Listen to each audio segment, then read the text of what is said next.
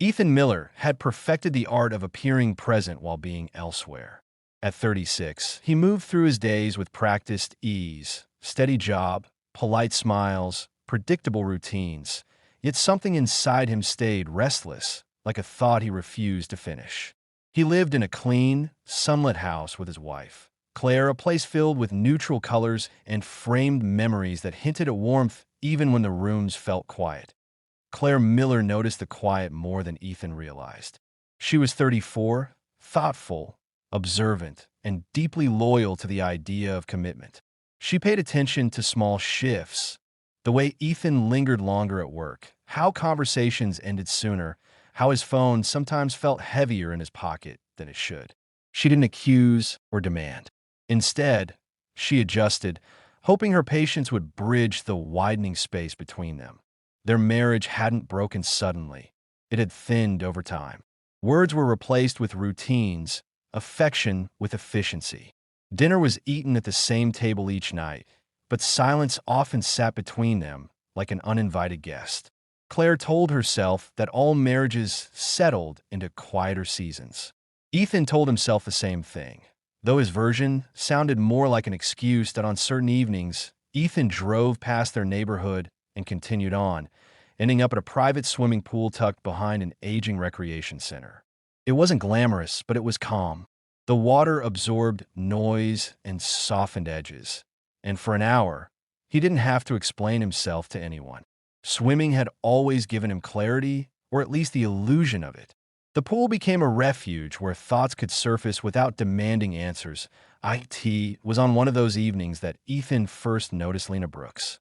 Lena wasn't loud or attention-seeking. She moved carefully, as if aware of the space she occupied and determined not to disturb it. In her early 30s, she carried herself with a mix of restraint and resolve shaped by years of making careful choices. She came to the pool for similar reasons as Ethan: quiet, routine, and the comfort of water when the world felt crowded. Their interactions were minimal at first. A nod in passing, a brief exchange about lane availability, small, neutral moments that felt safe. Yet Ethan found himself aware of her presence in a way that unsettled him. It wasn't attraction in the obvious sense. It was recognition. Lena seemed to understand the language of silence, the kind that said more than words ever could. Claire, meanwhile, sensed Ethan drifting but couldn't locate the exact moment it began. She confided in her closest friend, Mark Reynolds, a longtime companion who had watched her grow into adulthood. Mark listened without judgment, offering perspective instead of panic. He reminded her that distance didn't always mean betrayal, but he also urged her not to ignore her instincts. Claire nodded, though the advice settled heavily in her chest. Back at the pool, Ethan's routine deepened. He stayed longer, lingered after swimming, and allowed conversations with Lena to stretch just past what was necessary. They talked about harmless things, work stress, favorite music, the comfort of predictable habits. But beneath it ran a current of understanding neither of them acknowledged out loud. Lena sensed the danger in it and tried to keep emotional boundaries intact. But even restraint can feel like closeness when two people are equally lonely. Ethan never spoke poorly of Claire. In fact, he defended her in his own mind, listing her kindness and consistency as proof that he wasn't a bad husband.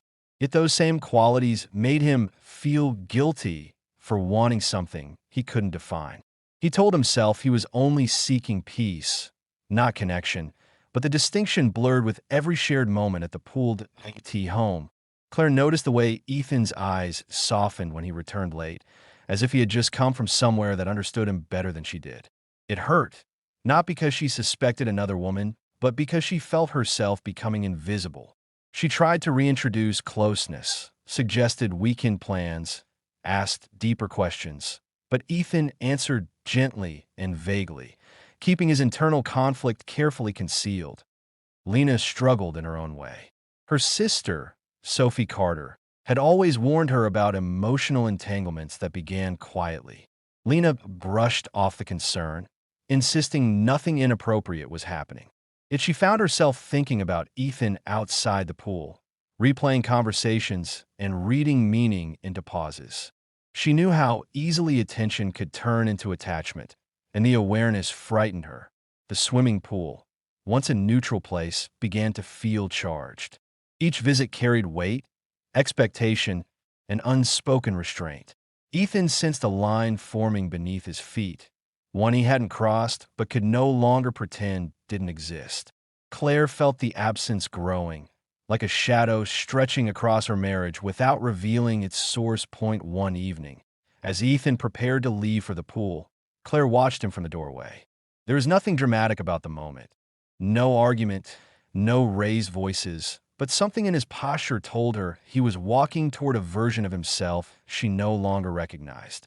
She almost asked him to stay, almost as the door closed behind him. Claire remained still, realizing that whatever was unfolding no longer belonged only to Ethan. Somewhere between routine and secrecy, a shift had occurred, quiet, irreversible, and waiting to be exposed. The swimming pool felt different that night, as though the air itself had learned a secret and was holding its breath. Ethan Miller arrived later than usual, shoulders tight, thoughts crowded. He told himself he would swim, leave, and return home unchanged.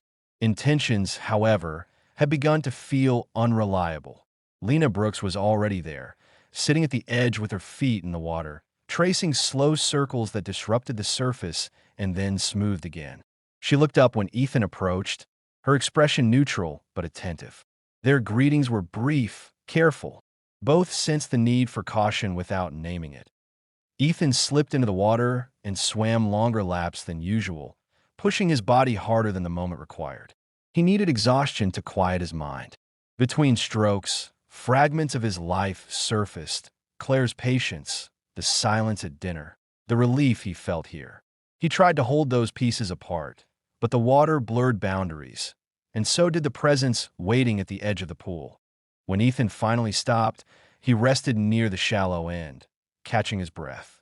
It was an unremarkable pause that became unforgettable. In the act of adjusting himself, careless, momentary, he exposed more than he intended. It was not dramatic, not deliberate, but it was visible, and Lena saw it. The moment lasted seconds. Ethan corrected himself immediately, embarrassment flashing across his face. He looked away, then back, gauging whether anything had truly happened. Lena's reaction was subtle but unmistakable. Her eyes widened, then dropped, her posture stiffening as she stood. She said nothing. Neither did he. Silence filled the space where explanation should have been. Ethan wanted to speak, to apologize, to erase the moment with words, but fear held him still. He worried that acknowledging it would make it larger, more intentional than it was. Instead, he nodded awkwardly and climbed out of the pool, gathering his things with unnecessary urgency. Lena remained rooted to the spot, heart racing. What unsettled her wasn't what she had seen, but what it suggested. Exposure, even accidental, carried meaning when layered over weeks of quiet familiarity. She told herself it was nothing, an innocent mistake magnified by her own awareness. But the explanation felt thin. The image lingered, heavy with implication. They left separately, avoiding eye contact, the ordinary ritual of their shared space suddenly fractured. Outside, the night air felt sharp against Ethan's skin. Shame rose quickly, followed by rationalization.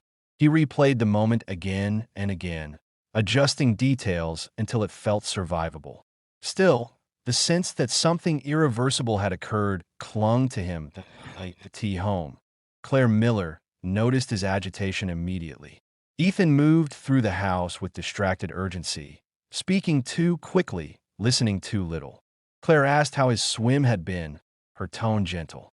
He answered with a shrug and retreated into routine. The distance between them stretched, thin and taut.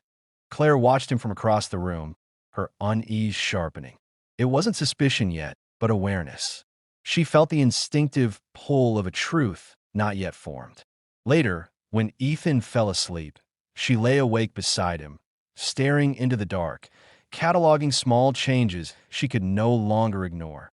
Lena spent the night pacing her apartment, replaying the pool scene from every angle. She questioned her reaction, her role, her silence.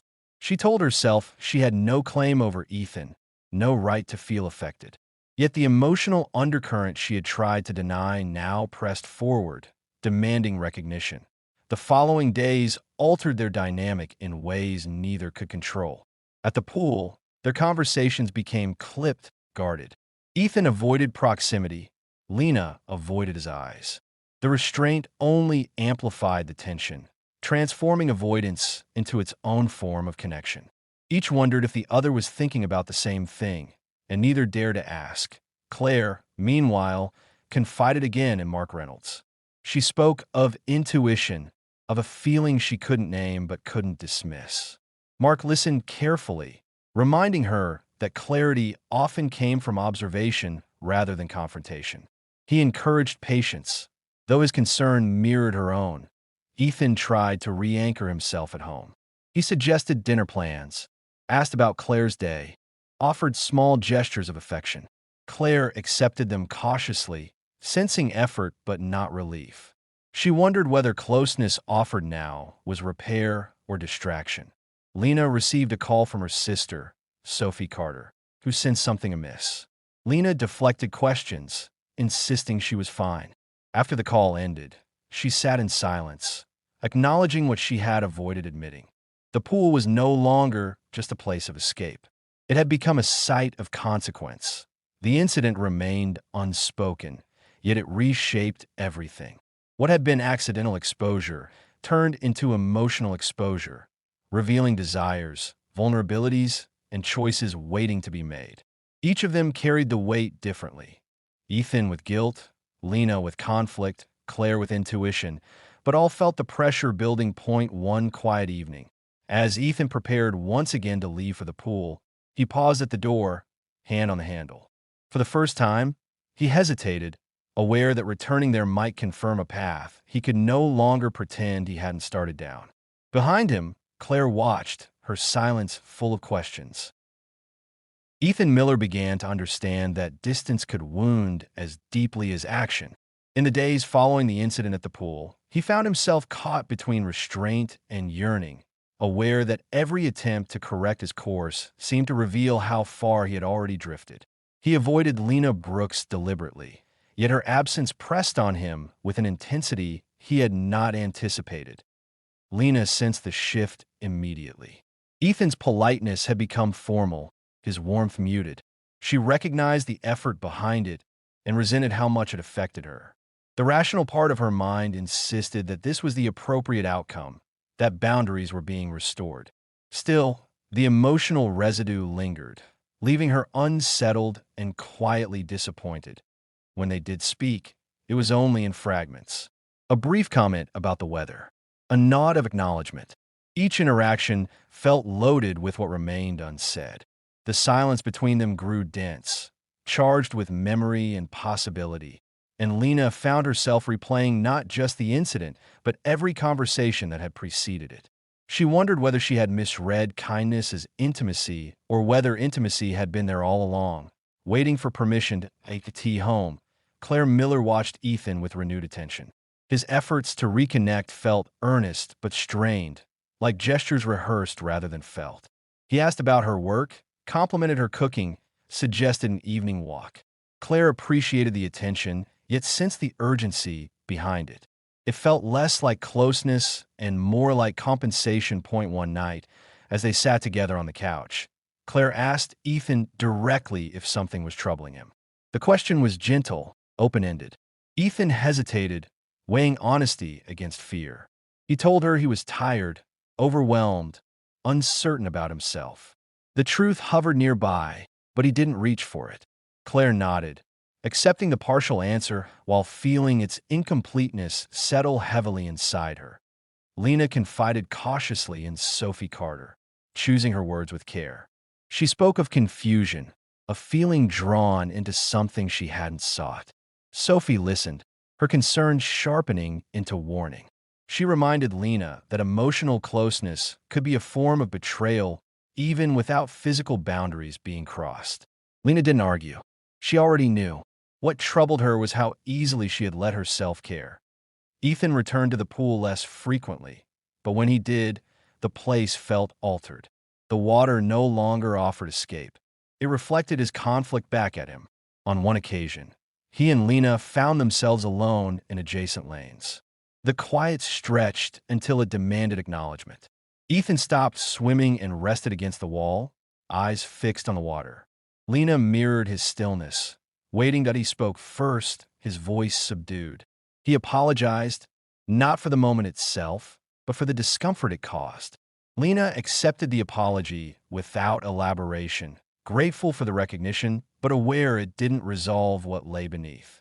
Their exchange was brief, restrained, yet emotionally revealing. In naming the surface issue, they exposed the deeper one. The bond neither had intended, but both had felt that Claire's unease sharpened into clarity. She began noticing patterns she had previously dismissed. Ethan's distraction, his guarded phone habits, the way his attention flickered when he thought he wasn't being watched. She didn't confront him immediately. Instead, she gathered herself, determined to understand before she spoke. Mark Reynolds noticed a change in Claire as well. She seemed quieter, more focused, less willing to explain away her instincts. When she finally voiced her concern, Mark encouraged her to trust herself and prepare for difficult truths. His support steadied her, even as it confirmed what she feared. Something meaningful was slipping through her hands.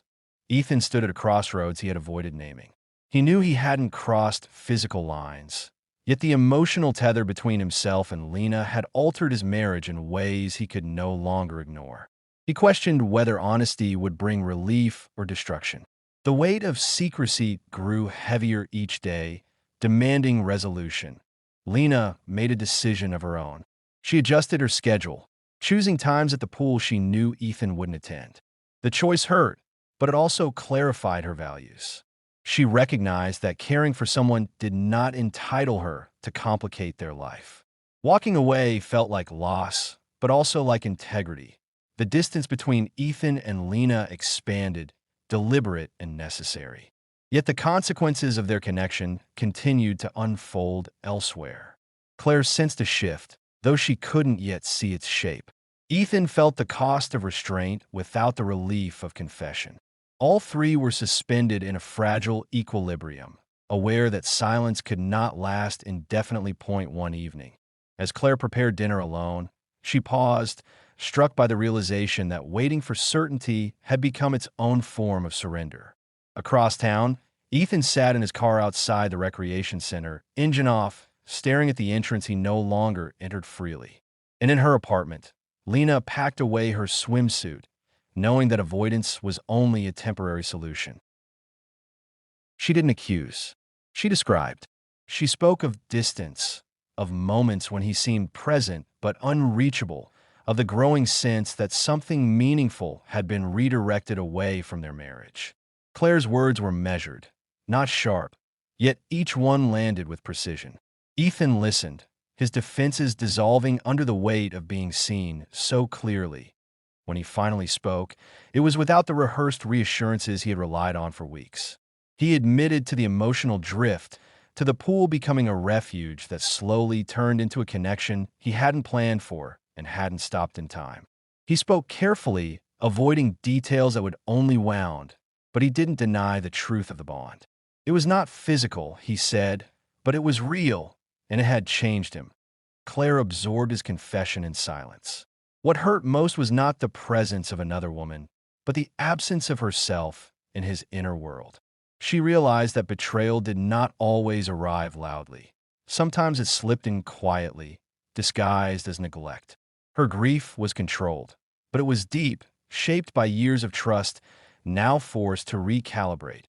Ethan expected anger. What unsettled him instead was Claire's clarity. She told him that intention mattered less than impact, that emotional loyalty was not a lesser vow. She acknowledged his honesty without forgiving it, drawing a boundary that surprised them both. Trust, she said, could not be assumed back into place. It would require accountability, patience, and change, or it would end. That night marked a turning point. The days that followed were stripped of illusion. Ethan confronted the discomfort he had avoided, recognizing how easily he had outsourced his vulnerability rather than share it where it belonged. He committed to transparency, not as a performance, but as a discipline. Claire, in turn, allowed herself space to decide what healing meant for her, independent of his efforts. Lena Brooks received a message she had anticipated and dreaded. Ethan wrote briefly, respectfully, acknowledging that their connection had crossed a line he was now stepping back from. There was no blame in his words, only responsibility. Lena read the message more than once, feeling a mix of relief and loss settle in her chest. The ending hurt, but it affirmed what she had already chosen. She replied with restraint and grace, wishing him clarity and asking for distance. When she sent the message, she felt the weight of closure, unfinished, imperfect, but necessary. Lena understood that walking away did not erase the significance of what had passed, but it prevented it from causing further harm. Claire shared parts of her experience with Mark Reynolds, not seeking advice, but affirmation. Mark listened, offering quiet support. He reminded her that choosing herself was not a failure of commitment, but an act of self-respect. Claire carried that with her as she navigated the uncertain terrain ahead. The swimming pool faded from Ethan's routine, its symbolic weight too heavy to ignore. In its absence, he confronted the emptiness he had tried to avoid, learning that escape had never been a solution, only a delay. At home, conversations with Claire were slower, more deliberate. Some days felt hopeful, others felt fragile. Both were honest. Lena returned to her own rhythms, rebuilding the sense of self she had momentarily set aside. She recognized how vulnerability could masquerade as destiny and resolved to meet future connections with greater clarity. The experience left a mark, but also a lesson she intended to keep. As weeks passed, the sharpness of the crisis softened into something reflective. The outcome remained uncertain, but the direction was clear. Secrets had been exposed, choices named, and consequences acknowledged. No one emerged unchanged, yet each carried forward with greater awareness. One evening, Claire and Ethan sat together, not as a resolution, but as a possibility. The future was unwritten, demanding intention rather than assumption. Somewhere else, Lena looked ahead with cautious optimism, knowing that endings, though painful, often cleared the way for more honest beginnings.